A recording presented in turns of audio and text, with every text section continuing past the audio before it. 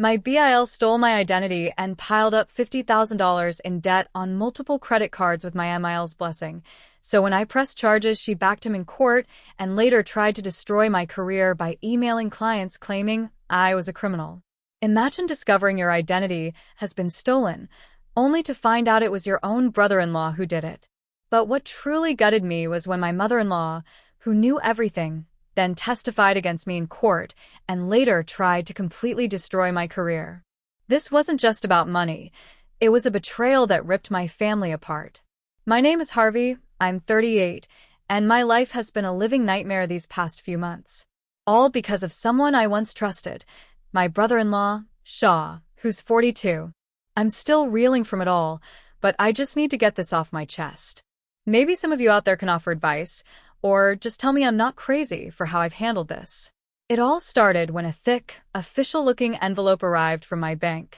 My stomach twisted even before I opened it. When I finally did, my heart just plummeted.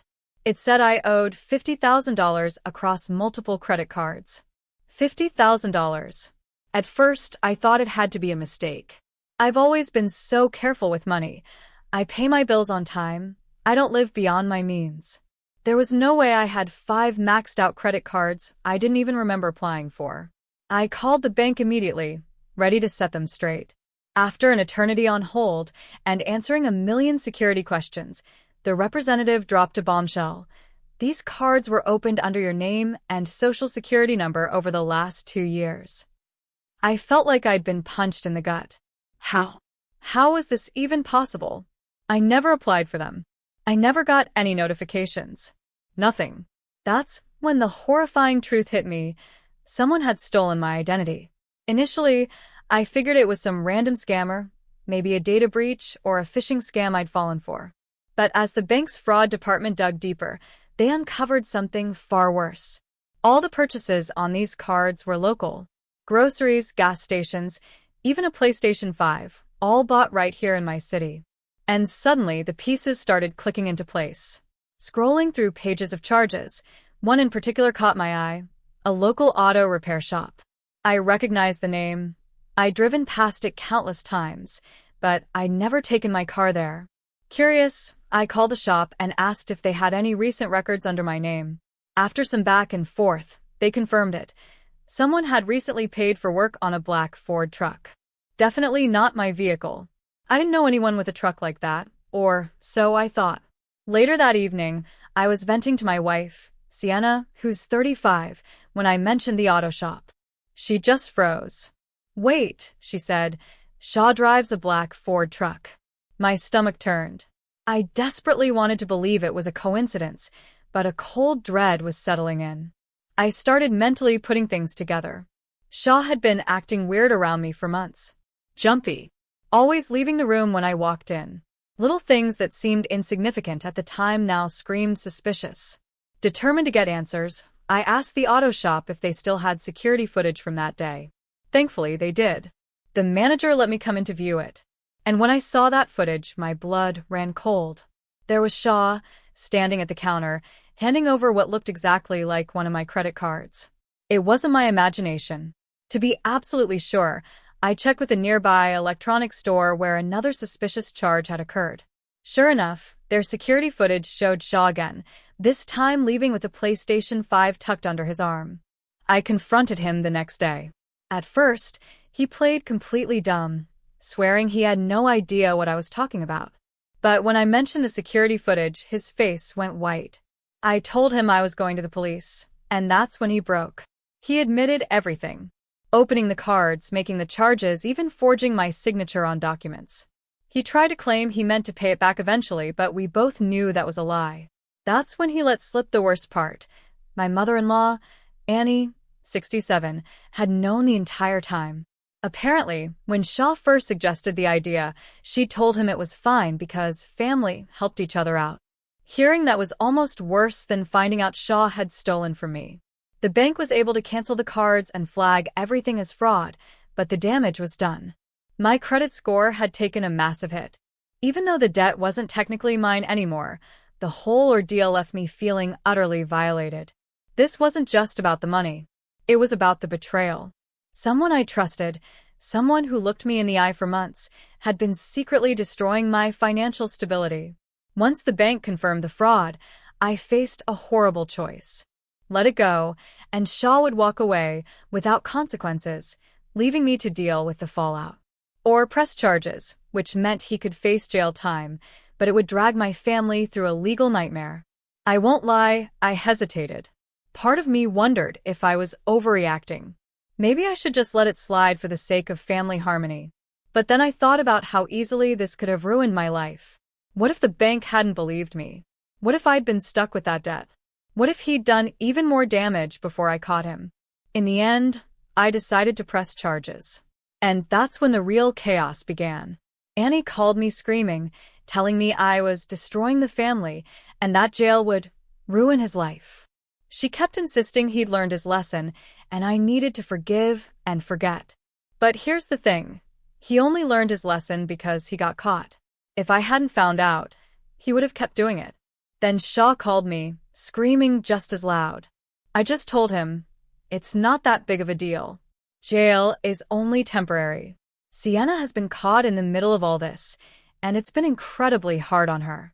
She's been supportive of me, but I know it's tearing her apart to see her family like this. Family gatherings are beyond awkward now. I've already decided I won't be attending any holidays this year. Some people told me to just drop it, that family is more important than money. But this was never just about money. It was about trust. It was about the fact that he looked me in the eye every single day while secretly stealing from me. It was about the fact that he could have ruined my credit for years, making it impossible for me to buy a house, get a car, or even rent an apartment.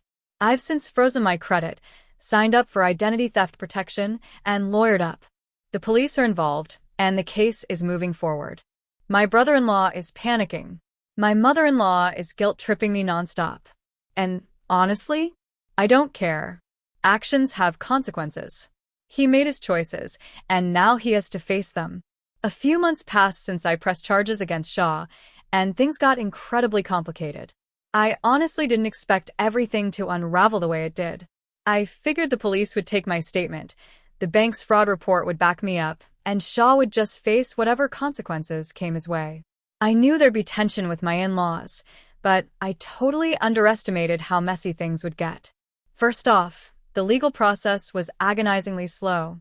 After I filed the police report, there was an investigation that took weeks.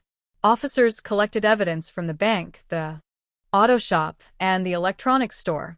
They even managed to retrieve some of the forged documents Shaw had signed. Everything seemed absolutely airtight. But then came the court dates, and that's when it truly went sideways. Shaw hired a lawyer, which I expected. What I didn't expect was his lawyer's strategy. Instead of denying Shaw used my information, they claimed I had given him permission to open the cards. According to their twisted version of events, I was aware of the debt the whole time and only turned on Shaw out of spite when he couldn't pay it back fast enough. I was furious. The idea that I would willingly let someone rack up $50,000 in debt under my name is insane. But the lawyer spun this narrative that I was helping family and only decided to turn on Shaw after a falling out. It didn't help that Shaw conveniently had old text messages where he'd asked me for money in the past. While those texts were completely unrelated to this fraud, his lawyer twisted them to make it seem like we had some kind of ongoing financial arrangement. The biggest blow, though, was Annie. She actually agreed to testify for Shaw. She backed up his fabricated story, claiming I'd known the whole time and had agreed to help him get back on his feet. I wasn't even surprised, honestly. But it still stung like hell. What did surprise me was how far she was willing to go to defend him. She even claimed I bragged about having good credit and that I wouldn't miss the money. It felt like being stabbed in the back all over again. Sienna has been supportive through all of this, but I can tell it's wearing her down. She's exhausted from being put in the middle, her brother on one side, her husband on the other. The stress has been brutal on both of us. We've had arguments, mostly about her family. I don't blame her, but I can tell she feels guilty for being caught between us. She tried talking to Annie, but that only made things worse. Annie kept twisting the situation, saying things like, if Harvey really loved you, he wouldn't be doing this. What really pushed me over the edge was the way they'd been manipulating Sienna. At one point, Annie actually told her that if I really wanted to forgive Shaw, I could write a letter to the court asking for leniency. Sienna didn't suggest it. Annie did. I know Sienna didn't mean anything by it, but hearing her ask me to write that letter felt like a betrayal itself. I told her no. I don't care how sorry Shaw claims to be. I'm not going to pretend this didn't happen. As for the legal side, Shaw's lawyer tried negotiating a deal, basically asking me to agree to drop the criminal charges if Shaw was put on probation. I actually laughed when I heard that. I told my lawyer I wasn't interested in anything that didn't involve real accountability. That decision apparently set Annie off again. The next thing I knew, I was getting nasty texts from her. She called me a vindictive monster and said I was ruining Sienna's life and accused me of tearing apart the family just because I was too proud to forgive. She even had the audacity to say Shaw was too fragile to survive jail and that if I didn't stop pushing this, I'd have his blood on my hands. I didn't respond. There was no point. As for Shaw himself, I barely heard from him. After I confronted him and he admitted everything, he mostly avoided me, probably on the advice of his lawyer. The only time he reached out was after I refused to drop the charges. He sent this long, rambling text about how families should stick together and how he was just trying to get back on his feet. He kept repeating that he always planned to pay me back. I didn't reply to that one either. The trial date was still a few weeks away, and I was trying to prepare myself for whatever happened. My lawyer said there was a good chance Shaw would take a plea deal, probably serving some jail time and being ordered to pay restitution. That sounded fair to me. I didn't want him to go to jail, but I also couldn't just let him walk away from this like nothing had happened. In the meantime, things with the family were basically non-existent. I hadn't spoken to Annie since her last round of insults, and I'd been staying away from family events. Sienna went to her cousin's birthday party last weekend, and from what I heard, Annie spent most of the time badmouthing me to anyone who would listen. Apparently, she told everyone that I was destroying Shaw's life over a few thousand. Never mind that it was 50 grand. The worst part is how isolated this made me feel. I never wanted to be the bad guy, but that's exactly how they painted me. I'd done everything I could to protect myself, but the emotional fallout was much harder to fix. Despite everything, I knew I was doing the right thing. Shaw made his choices, and now he had to face the consequences. And as for Annie, I was done trying to reason with someone who simply refused to see reality. Sienna and I were still figuring things out. She was angry with her family but still loved them, and I understood that. I told her I'd never make her choose between us, but she knew things couldn't go back to the way they were. Trust isn't something you can patch up overnight. The trial was coming up soon, and I was bracing myself for whatever happened. I just wanted this chapter of my life to be over. It's been a few months since the trial, and I finally feel like I can breathe again. I wanted to wait until things settled before sharing what happened, partly because I needed time to process everything, and partly because I was just too emotionally drained to sit down and write this out. But now that the dust has settled, I can finally say this. I have no regrets about pressing charges. The trial didn't go exactly how I expected, but the outcome felt fair, or at least as fair as something like this can be. Leading up to it, Shaw's lawyer kept pushing for a plea deal. At first, they offered a joke of a settlement, something like 6 months of probation and a promise to pay a small fine. I refused. After that, they came back with something more serious. Shaw would plead guilty to identity theft and fraud, face some jail time, and be required to pay restitution. My lawyer advised me to take it, and honestly, I agreed. As much as I was angry, I didn't want to drag things out longer than necessary. The plea deal ended up including 6 months in county jail, 2 years of probation, and a fine. The court determined the restitution amount was lower than the full $50,000, since the bank had written off a portion of the debt and my credit had been restored.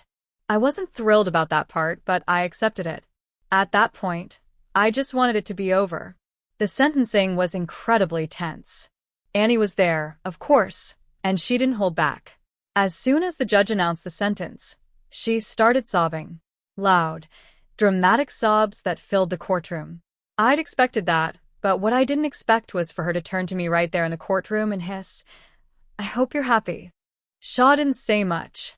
He just kept his head down, barely looking at me the whole time.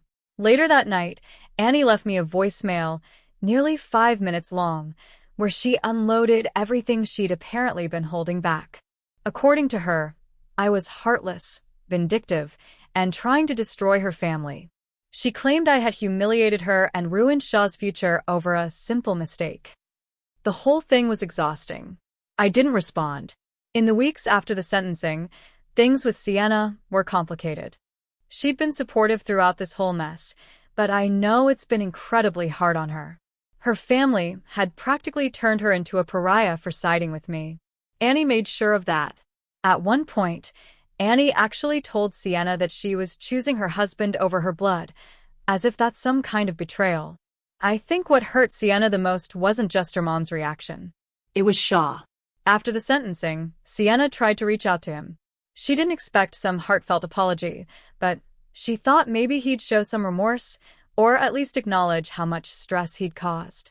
Instead, he told her that I was poisoning her and that she should open her eyes before I turned her against her whole family. That was the last straw for her. She's barely spoken to Annie or Shaw since.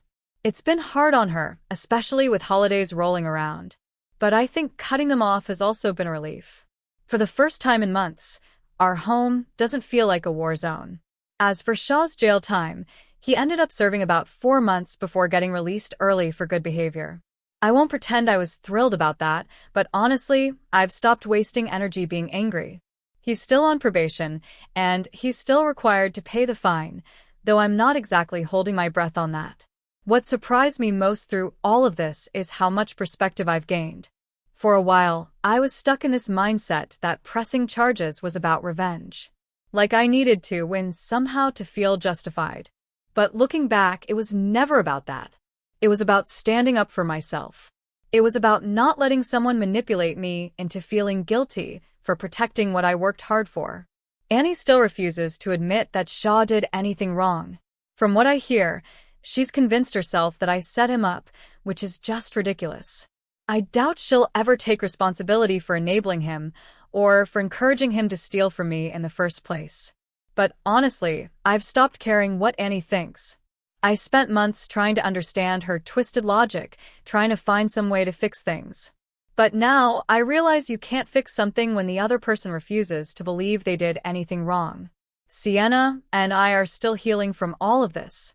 For a while, it felt like our relationship was suffocating under the weight of it all. But lately, things have started to feel normal again. We're going out more, spending time with friends, and just living without the constant tension hanging over us. For the first time in a long time, I feel like I'm finally getting my life back. I honestly thought things would finally settle down after Shaw's sentencing. With him serving time and Annie seemingly keeping her distance, I figured the worst of it was over. I should have known better. That silence from Annie wasn't a good sign. A few weeks after Shaw went to jail, I started hearing whispers at work. Small, vague things that didn't make sense at first. A coworker mentioned that our manager had asked him if I was trustworthy. Another told me they'd overheard someone asking if I had legal trouble. At first, I assumed it was just office gossip. You know how workplaces are. But the more I heard, the more deliberate it started to sound, like someone was feeding people information. I mostly ignored it. Then, about a month ago, my boss, Greg, called me into his office. He looked incredibly uncomfortable, like he desperately didn't want to be having this conversation. He started with, "Look, Harvey, I just need to ask you something directly." And right then, I knew something was terribly wrong. Apparently, Greg had received an anonymous email claiming I had a criminal record, specifically for fraud. The email claimed I'd been caught stealing from family and misusing credit cards, complete with vague accusations that I'd scammed other people in the past. It didn't include any actual evidence, just a long, rambling message full of twisted half-truths. Greg didn't believe it, not entirely. He told me he knew I'd been with the company for years, had never given him a reason to doubt me, and had always been a solid employee. But company policy required HR to investigate. While they were looking into it, Greg advised me to lay low and avoid drawing attention to myself. I left his office absolutely furious at whoever was behind this, and honestly, I didn't have to think hard about who it was. Annie was the only person spiteful enough to pull something like this. The HR investigation didn't take long, barely a week. They checked my records, verified that I had no criminal history, and confirmed that none of the claims in the email had any basis. It should have been over then, but it wasn't. About 2 weeks later, Annie escalated things. This time, she went directly to some of our company's major clients. I only found out when one of my long-term contacts called me personally to ask what was going on. Apparently, Annie had emailed several clients claiming I had been fired for financial misconduct and warning them to reconsider doing business with my company because of my involvement. I can't even describe how mortified I was. Some of our smaller clients didn't know me as well. A few of them started asking questions, and at least one pulled out of a deal because they were concerned about potential risks. That's when I lost it. Up until that point, I'd kept my cool. I ignored Annie's phone calls, deleted her angry emails, and did my best to push forward. But this crossed a line. I wasn't just dealing with family drama anymore. She was actively trying to destroy my career. I called my lawyer the same day. They advised me to gather proof before taking any legal steps. Since Annie had been careful to stay anonymous in her emails, I wasn't sure I could directly connect it to her, but I had a feeling she couldn't resist bragging about her handiwork. And sure enough, she slipped up. About a week later, Sienna heard from one of her cousins. Apparently, Annie had been bragging that she was teaching Harvey a lesson and claimed she'd warned people at his job about who he really is. It wasn't direct proof, but it was enough to nudge my lawyer into action. I called Annie directly.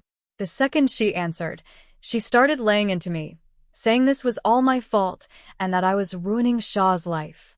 I tried to stay calm, but when I mentioned what she'd been doing to my job, she didn't even try to deny it. In fact, she bragged about it, saying she was teaching me a lesson and that I deserved it for turning on family. I told her in no uncertain terms that if she didn't stop immediately, I'd make sure everyone knew exactly what kind of person she was. I said I'd tell her neighbors, her friends at church, anyone who would listen, about how her son was a convicted criminal and how she'd been spreading lies to cover for him. I know it sounds petty, but I was fed up. That seemed to rattle her.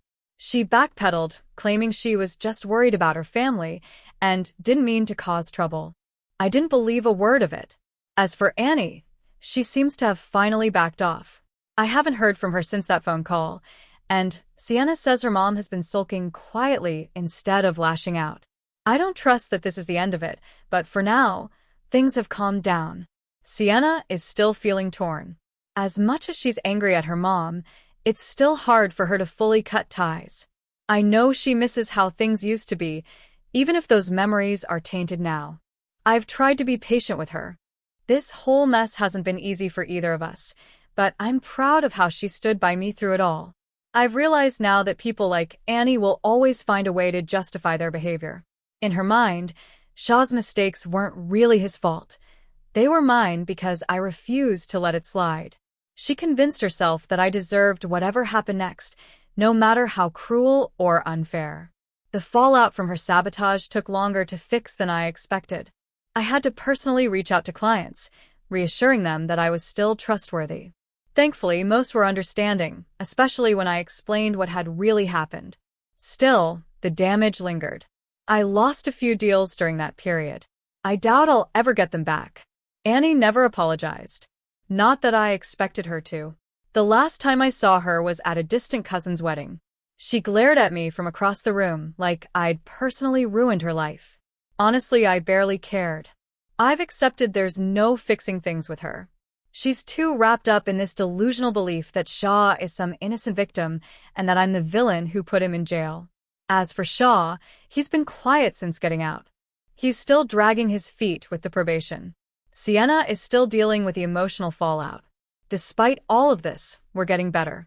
I honestly thought things had finally settled down after Annie tried to sabotage my job and wreck my reputation. She'd finally gone quiet. No more emails, no more voicemails, no more drama. Or so I thought. I should have known that silence from Annie wasn't a good sign. About 3 weeks ago, Sienna's cousin, Laura, hosted a family gathering. Laura had reached out to Sienna personally to assure her that Annie would not be invited, which gave me some peace of mind. Laura has been one of the few people fully on our side since this whole mess started, and she knew how hard it had been for Sienna to stay connected to her family without dealing with her mom's constant drama. The evening started off great. It felt good to be around people who weren't trying to guilt-trip me or lecture me about family loyalty. People were laughing. Kids were running around. Then Annie showed up. She walked right in like she owned the place, carrying a Tupperware container full of her famous potato salad, like nothing had happened. Laura intercepted her at the door, and I overheard their tense exchange. Laura told her flat out that she wasn't welcome and asked her to leave. But Annie, being Annie, wasn't having it. She pushed past her and marched right over to me like this was her big moment. "You," she barked, pointing her finger right in my face. The entire party went dead silent. I stayed calm. I didn't want to escalate things. I just told her, "This isn't the time or place, Annie." But of course, she ignored that. She launched into this loud, public rant about how I'd ruined Shaw's life and how I didn't care about family. She started going on about how I was turning Sienna against her own mother and how I was a petty little man who couldn't let go of a grudge. I kept telling her to walk away, but she wouldn't stop. Eventually, I snapped back and told her that the only person ruining her family was her. I reminded her that Shaw had stolen from me and that she had tried to destroy my career. And that's when she completely lost it. Before I knew what was happening, she slapped me. Hard. Right across the face. I didn't say anything. I couldn't. I just turned and walked away. I wasn't about to cause a bigger scene. Laura and a few others practically shoved Annie out the door. From what I heard, she started crying and yelling about how I was the bully and how nobody cared about Shaw. I was still stunned when Sienna found me a few minutes later. I thought she'd be overwhelmed, but instead, she looked furious. Later that night, Sienna called her mom. I wasn't in the room, but I overheard enough to know it wasn't pretty. Sienna told Annie that she'd had every chance to apologize and take responsibility, but instead she doubled down every single time. She told her mother that until she could show genuine remorse for what Shaw had done and for what she had done, she was no longer welcome in our lives. The best part was that Annie's behavior finally caught up with her. Word about the slap spread fast. By the end of the weekend, almost every relative knew what had happened. Apparently, a lot of them had been quietly fed up with Annie's behavior for a while, and this was the final straw. I know this isn't the end of it. Annie's too stubborn to just quietly disappear. But for now, at least things are calm. If anything else happens, I'll definitely keep you updated.